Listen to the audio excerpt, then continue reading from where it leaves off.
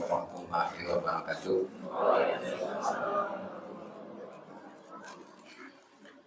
Alhamdulillahirabbil alamin wassalatu wassalamu ala asyrafil anbiya'i wal mursalin wa ala alihi wa sahbihi ajmain. Puji dan syukur senantiasa kita panjatkan kehadirat Allah Subhanahu wa taala. Alhamdulillah, pada kesempatan malam hari ini kita masih diberikan kesempatan oleh Allah Subhanahu wa taala untuk melaksanakan ibadah, khususnya ibadah saum yang insyaallah mudah-mudahan sebentar lagi akan berakhir, sehingga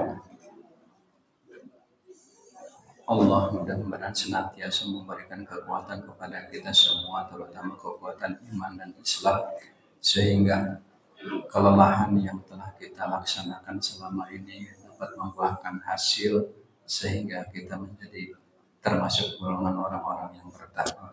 Amin ya Allah ya Rabbal alamin. Shalawat serta salam semoga tercurah pada junjungan alam Habibana wa Nabiyana Muhammad sallallahu alaihi wasallam, para keluarganya, para sahabatnya, para tabi'in, insyaallah sampai kepada kita semua selaku umatnya yang turut serta di dalam menjalankan ajaran dari syariatnya. Hadirin jemaah salat sunat tarawih yang dimuliakan oleh Allah Subhanahu wa taala.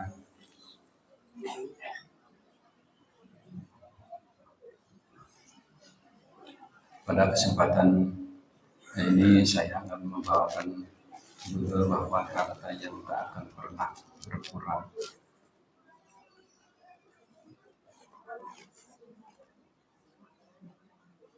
Di antara kita masih ada yang berpikir bahwa jika kita membagi-bagikan harta untuk sedekah maupun maka hartanya yang kita miliki akan berkurang dan akan habis. Secara pandangan lahiriahnya seperti itu, dan secara matematikanya kalau misalkan memang 5 dikurangi 2 dikurangi 3 dikurangi 4 itu akan berkurang menjadikan sisanya 1. Padahal sebaliknya Allah Subhanahu wa taala menjanjikan balasan rezeki yang berlipat ganda bagi hamba-hambanya yang gemar sedekah. Imam Muslim meriwayatkan sabda Nabi sallallahu alaihi wasallam yang sadanya dari Abu Hurairah bahwa Rasulullah sallallahu alaihi wasallam bersabda yang artinya sedekah itu tidak akan mengurangi harta. Tidak ada orang yang memberi maaf kepada orang lain melainkan Allah akan menambah kemuliaannya, dan tidak ada orang yang merendahkan diri karena Allah melainkan Allah akan mengangkat derajatnya. Allah Subhanahu wa taala berfirman,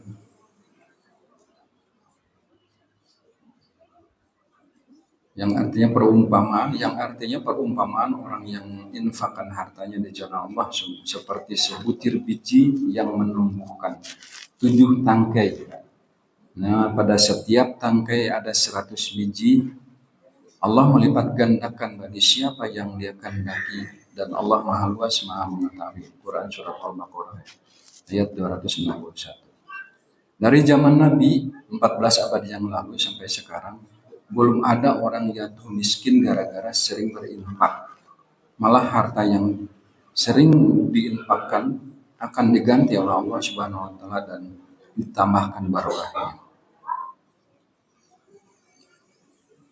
Allah Subhanahu wa taala berfirman di dalam surat Saba ayat 39 yang artinya bahwa katakanlah, sesungguhnya Tuhanku melapangkan rezeki dan membatasinya bagi siapa yang Dia kehendaki di antara hamba-hambanya, dan apa saja yang kamu infakkan Allah akan menggantinya, dan Dialah pemberi rezeki yang terbaik.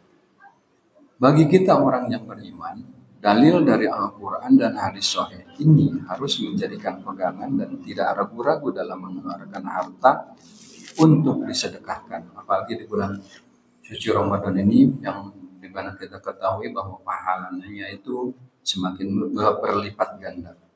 Dan yakinkanlah bahwa harta kita tidak akan berkurang dan akan jatuh miskin gara-gara kita sering bersedekah. Justru harta kita ini akan bertambah dan barokah.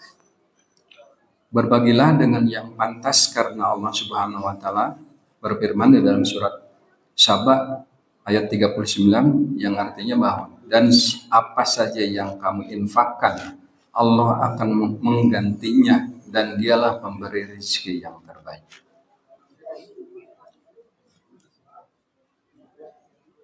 Sehingga dengan penjelasan tadi di atas bahwa tidak ada keraguan untuk kita memberikan sodako, infak pada fakir miskin, apalagi yang termasuk di dalam hal yang wajib kita tunaikan yaitu zakat fitrah. Janganlah kita merasa ragu, apalagi merasa sungkan. Jangan-jangan zakat fitrah yang dititipkan di DKM itu untuk amilin, padahal tidak ada sama sekali yang kita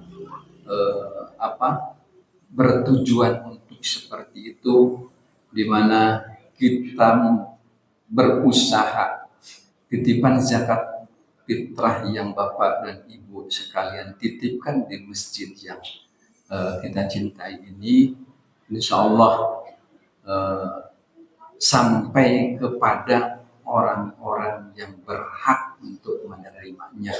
Jadi saya sebagai ketua pemungutan zakat fitrah di DKM Al-Muminun pada tahun ini dan tahun-tahun sebelumnya juga, alhamdulillah rasa kepercayaan masyarakat kaum muslimin muslimat di Kriya Tambaran Cahyat ini semakin tahun semakin bertambah, sehingga tanpa disadari bahwa zakat fitrah yang kita keluarkan itu memang benar-benar Allah memberikan berkah kepada kita semua. Dan kita berharap semoga zakat yang telah kita keluarkan dan zakat yang akan kita tunaikan pada tahun ini semoga menjadikan bekal dan berkah untuk di akhirat nanti, dan mudah-mudahan kita selamat di akhirat nanti sehingga tidak ada pertanyaan bahwa kamu misalkan tahun ini tidak membayar zakat, kenapa tidak bayar zakat? Karena lupa. Jangan sampai kita tidak menunaikan zakat karena memang lupa, tetapi insya Allah tunaikanlah zakat sebelum kita lupa, sebelum kita mudik. Kalau misalkan memang yang belum mudik, tunaikanlah zakatnya segera, sehingga kalau misalkan orientasinya sudah pada mudik, jangankan zakat, kadang-kadang kunci juga lupa. Tuh.